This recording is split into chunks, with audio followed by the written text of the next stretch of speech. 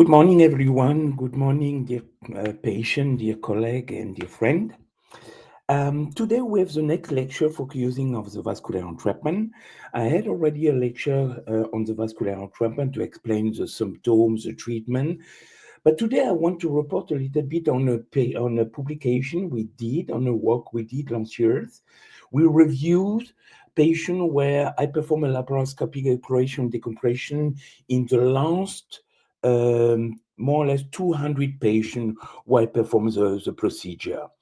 And then the question was why some patients are developing a vascular entrapment and why other patients are not developing a vascular entrapment. So we review all the patients from the last 2-3 years, once again, more than 200 patients, because vascular entrapment is a cause number one for sacral radiculopathy.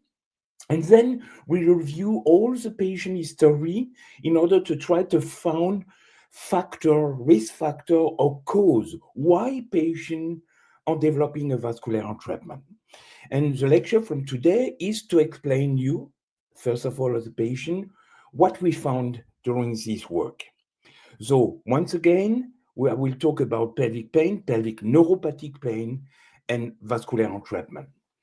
So once again, what is the definition of a vascular entrapment? Vascular entrapment means you have atypical vessel compressing a nerve, and usually in such a situation, the nerve is compressed between the vessels and the bone, the pelvic bone, or is passing through a narrow space like in the Alcock canal, and vessel, vein, or arterium compressing the nerve.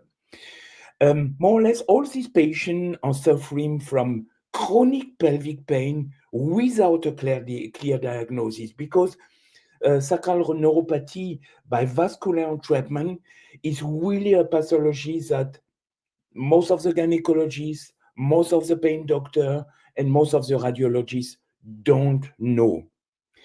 So here you see that for a long time ago, we performed a paper, my friend Axel Forman von Aarhus and myself, we make a review of 97 patients consecutive treated by laparoscopic decompression.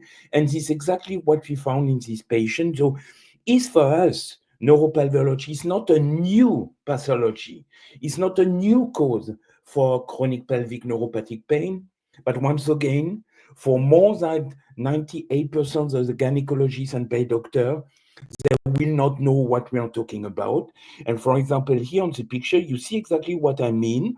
You have here what we call an atypical gluteal vein. It's a vein coming from the buttock. This vein normally is passing through the pelvic side wall, the bone, the iliac bone, and the nerve, the sciatic nerve or the sacral plexus. And in this patient, on both sides, the vein was passing above the nerve. That means the nerve were compressed between the vein and the pelvic side wall or the bone, and that induced the pain. So once again, that is really the most frequent cause for pelvic neuropathy pain, much more frequent than endometriosis of the pelvic nerve or tumor of the pelvic nerve or even lesion of the pelvic nerve after surgery.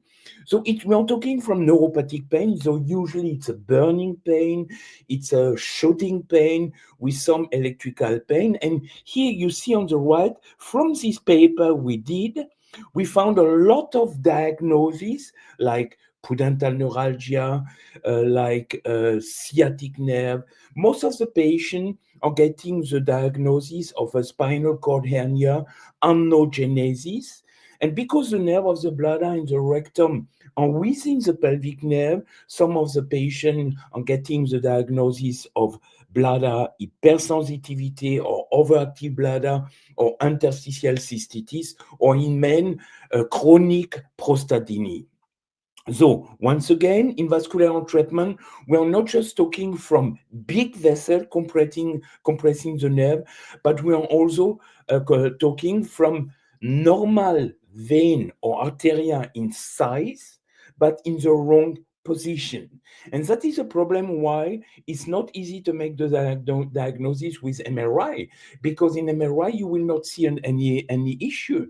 You will not see a huge vein or a tumor or whatever.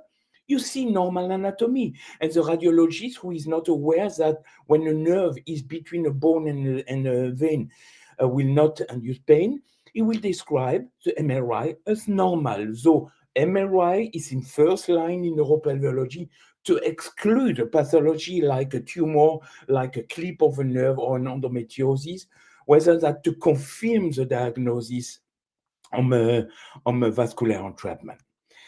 So the symptom, because within the pelvic nerve you have the dermatome or the area of the lower back, the bottom, the dorsal aspect of the leg, the lower pelvis, and of course the visceral organ like the bladder and the rectum, mostly the patient will combine genital pain, vulvar pain, perineal pain, pudental pain, that are the diagnosis of vulvodynia, coccygodynia, with lower back pain and with issue with the bladder or with a rectum like colon irritabilis or like an overactive bladder.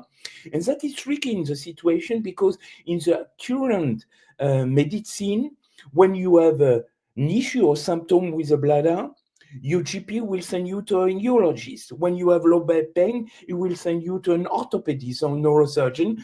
And when you have genital pain, he will send you to a gynecologist. And all these different specialties are working in their own area. The gynecologist with just the genital pain, and he will not take in account the lower back pain or the issue with the bladder. In neuropelveology, you have to take all these symptoms in one full picture.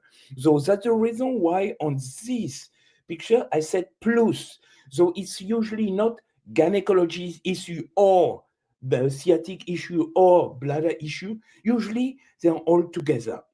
And in vascular entrapment, that is something typical when the vein are compressed by vein, not by arteria. When an arteria compresses a nerve, the patient will develop some numbness and the pain will be constant. But in vein compression by vein, atypical or large vein, everything that will increase the blood pressure will increase the pain. So standing for a while, sitting for a while, coughing, the men's bleeding, of course, intercourse, all these situations will increase the pain, while all the situations that decrease the pressure will decrease the pain intensity, like lying down, like sleeping over the night. So, risk factor, and that is the main message of this lecture from today. Main risk factor for vascular entrapment, that is what I mentioned during the first lecture on vascular entrapment, are all risks of pelvic thrombosis. It could be a May-Thurner syndrome. May-Thurner syndrome is a stenosis of the common iliac vein on the left. You will find out that on an MRI, and the MRI will confirm you have a stenosis from 10%, a stenosis of 90%. That don't mean that you need a stent in any case. Sometimes you have not to do anything. Sometimes you have to use a balloon dilation to enlarge a little bit the stenosis. And sometimes you will need a stent to open the vein. In any case, that is the first step in your treatment to treat the May-Thurner syndrome because of the risk of a pelvic thrombosis, which increase the risk of a pulmonary issue with embolism and all those things. But to say we treat first the May-Thurner syndrome to reduce the intensity of the pelvic pain, usually it's not like that. You have to treat further May-Thurner syndrome, but usually it will not have a big and long-term impact on your pain. The Nutcracker syndrome is the same, but at the level of the renal vein. And of course, you have patients with clotting disorder like factor V, antithrombin 3. You have delivery, a pregnancy that is a risk, cancer are a risk, and of course, oral contraceptive with first the combination of progesterone and estrogen. And for example, I made a paper on that. If a patient is suffering from a May-Thurner syndrome, you have not to prescribe an oral contraceptive because then the risk for a thrombosis or even a lung emboly is very, very high. And for patients coming from Middle East, there is genetical a disease very, very frequent is what we call thalassemia. And you have the thalassemia minores, thalassemia majores.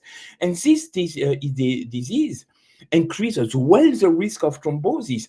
And when you have a pelvic thrombosis, that means some veins are getting closed on one part of your pelvis, and then other part veins are getting bigger in diameter because the blood has to run somewhere. So the pain will not develop where you develop the thrombosis, but probably even on the other side. And for the pelvic thrombosis, the key examination is a vaginal examination, because when you feel by the vaginal examination what we call phlebolytes, that's a small stone from 1, 2, 3 millimeter diameter into the vagina, for most of the gynecologists that it means nothing.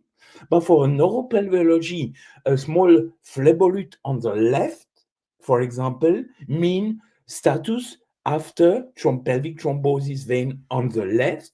Then the blood will have to pass from the left to the right. And if the patient is coming in the consultation with sciatic pain or vulvodynia on the right, it may be because of the previous pelvic thrombosis on the left, which can occur 20, 30 years before. So it's not you have something and you will develop the pain after. You can develop the pain even 20, 30 years later after pelvic thrombosis vein. So now coming back to the study we have done, so from the last 2-3 years of patients, more than 200 patients where I perform a laparoscopic exploration. Here you see on the left that patients are coming in our department from everywhere.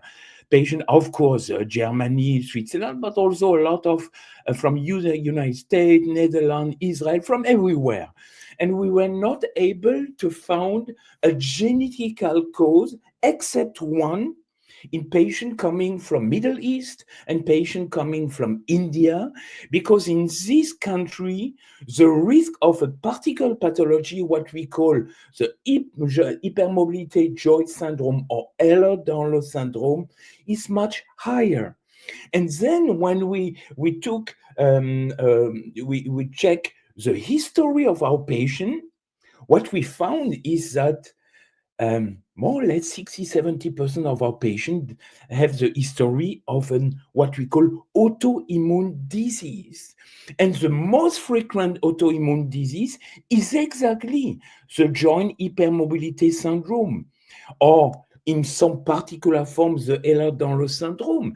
But a lot of these patients have also a thyroiditis Hashimoto, or had a polyarthrite rheumatoid, or were suffering from lupus, or from any other autoimmune disease, even if Ehlers-Danlos syndrome is not really an autoimmune disease, more a connective tissue disease. But all these pathology have one in common. They will induce anomaly with the vessel. For example, in Ehlers-Danlos syndrome, because there is an overlaxity of the wall of the vessel will get bigger. That's the reason why performing surgery in patients affected by Ehlers-Danlos syndrome is tricky. You have to know that. Even the anesthesiologist want to know that. So once again, what I always say, neuropelveology is not gynecology. It's not, oh, I suspect you have vessel, let's go on. If you are really suffering from an Ehlers-Danlos syndrome, a vascular form of the Ehlers-Danlos syndrome, you have to know that, and your anesthesiologists have to know that. So in any case, autoimmune disease is obviously the cause number one why our patient develop a vascular entrapment. And the most interesting in autoimmune disease is mostly no need to send the patient to a rheumatologist or somewhere else to make the diagnosis of an autoimmune disease. If you take time, for the questionnaire of your patient, most of the patient will be aware that they are suffering from an polyarthrite rheumatoid or a Marfan syndrome or a thalassemia or Ehlers-Danlos syndrome. You have just to ask them, you have to have the right question. Once again, neuropelveology is much more than just gynecology. Do you have low pain? So the second thing is you need time to observe your patient, because a lot of autoimmune disease, you will be able maybe not to make the diagnosis, but to suspect the autoimmune disease just by looking your patient. So here's this patient have an increased diameter of the thyroid, then you can expect a pathology of the thyroid, maybe an autoimmune disease. Here's this patient. When you ask your patient, when you bring your hand under cold water, you think I'm getting white or not? If the answer is yes, maybe it's a Raynaud syndrome. And when you see the lips and when you see the eyes, when a patient has very dry lips and red eyes, it could be a Crest syndrome. And of course, if you ask your patient to make this sign and the patient is able to bring the thumb to here, then you have a high risk, the patient have a high risk to suffer from an hypermobility syndrome or even an Ehlers-Danlos syndrome. So if the patient have an overactivity of the thyroid, she will have an exophthalmia. So a lot of these autoimmune disease, you can suspect them just by looking your patient. And that is the key of the diagnosis in neuropelveology. Once again, neuropelveology is not, oh, you have pain, let's go on, and I will dissect the nerve because I learned how to do that by the long course on cadaver dissection. No, the problem, you need a clear diagnosis. You have to know what you expect, what you have to do. And when you have a patient, when you recognize patient is suffering from an autoimmune disease, and you have, by the inspection, by the patient history, a high suspicion of vascular entrapment, maybe then you can say, okay, I think you're suffering from a vascular entrapment. Let's do a laparoscopy and let's release the nerve. And then the question is, can you prove that the patient is suffering from a vascular entrapment? And that is really the main challenge.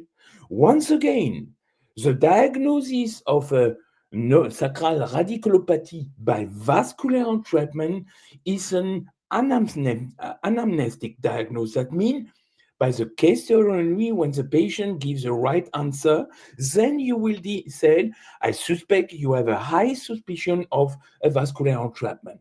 And yes, the main examination, except the neuropelveological examination to confirm whether the patient is suffering from a neurogenic or non-neurogenic sacral radiculopathy, that means the patient is suffering from an irritation or lesion of the pelvic nerve, the main examination will be the sonography, especially the vaginal sonography.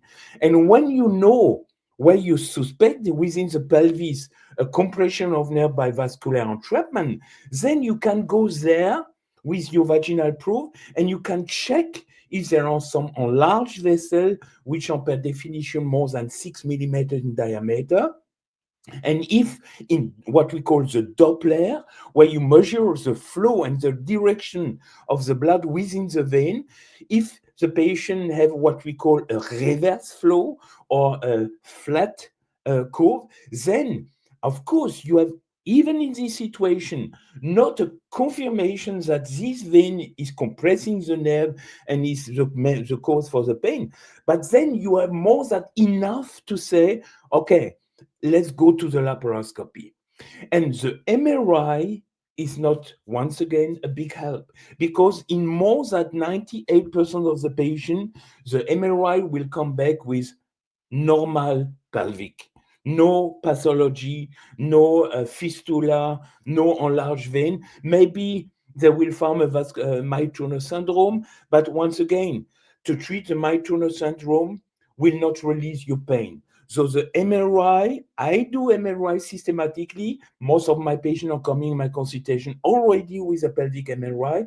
And then I check the MRI, the picture, to be sure that she is not suffering from an hypertrophy of the piriformis muscle, that she have not a clip in the pelvis on the nerves, that she have no endometriose, that she have no teratoma, that she have no schwannoma or other bone tumor of the pelvis. But when the MRI is negative, is normal, unconspicuous, it don't mean that you are not suffering from a vascular entrapment. It just means you have not another cause for the sacral radiculopathy.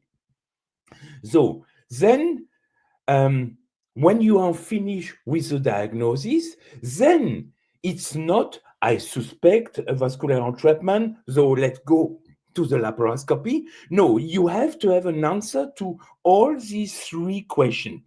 Which nerve are involved in your pain? Because you cannot say, I will do a laparoscopy and I will check on the left, on the right, I will go on the sciatic nerve, on the sacral plexus, on the pudendal nerve. No, you need a clear diagnosis. We're talking from a neurosurgical diagnosis.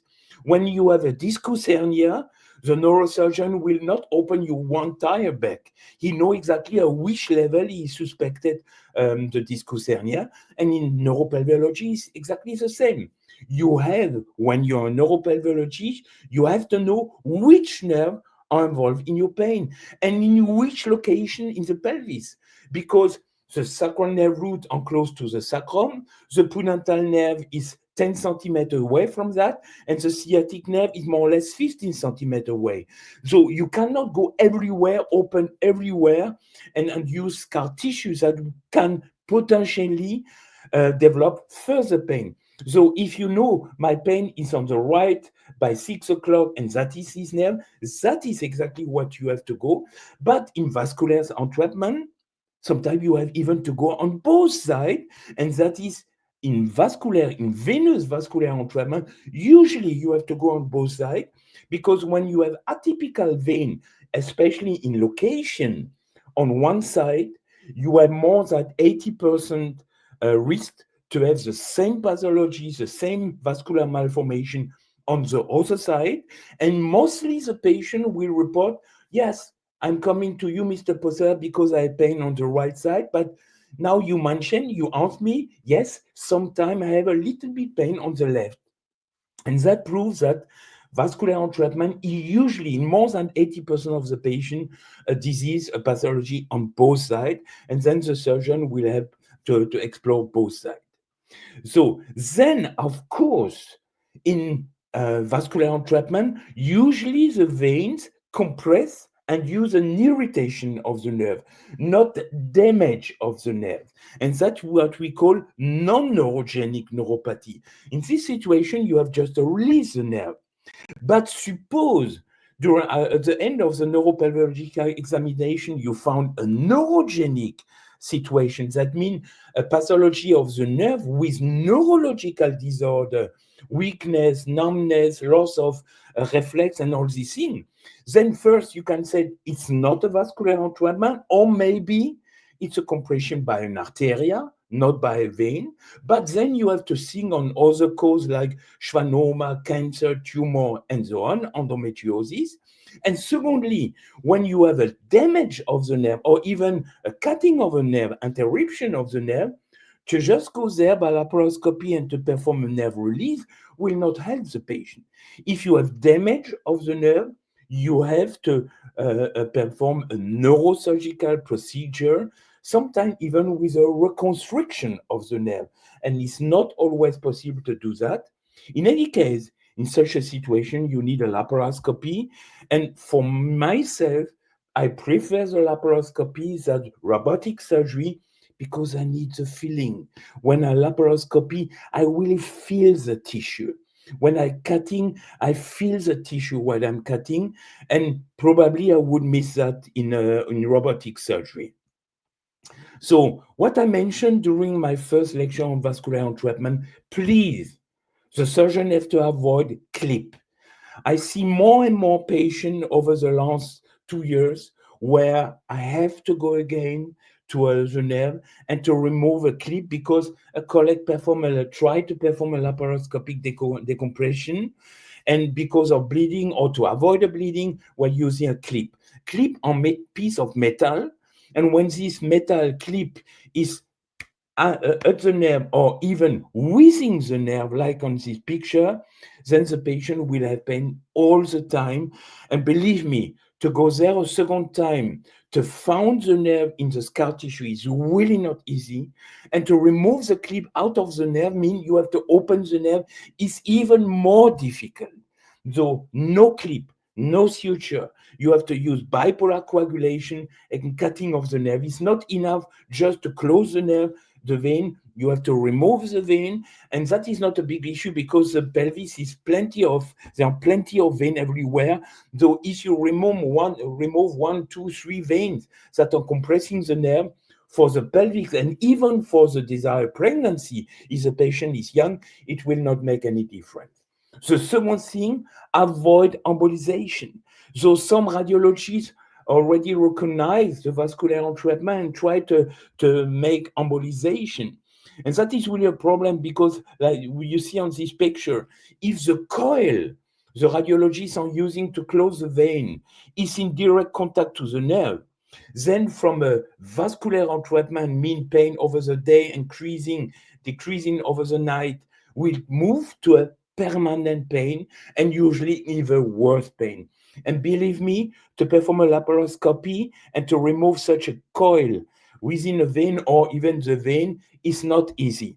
It took me more than 20 years of my life to be able to do such kind of surgery. And you have to keep in mind, I'm not a normal gynecologist. I'm trained in oncology and endometriosis. And before I become a gynecologist, I was a cardiovascular surgeon for 5 or 6 years in my life. So here, in conclusion, the vascular entrapment is a real and often overlooked cause of pelvic pain, and for sure the most frequent cause for pelvic pain.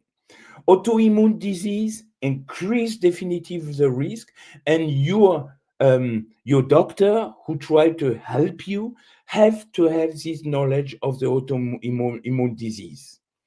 The patient history is the key to have the suspicion of a pelvic neuropathy by vascular entrapment, and the Doppler ultrasound is a key with the patient history, while the MRI is not a big help.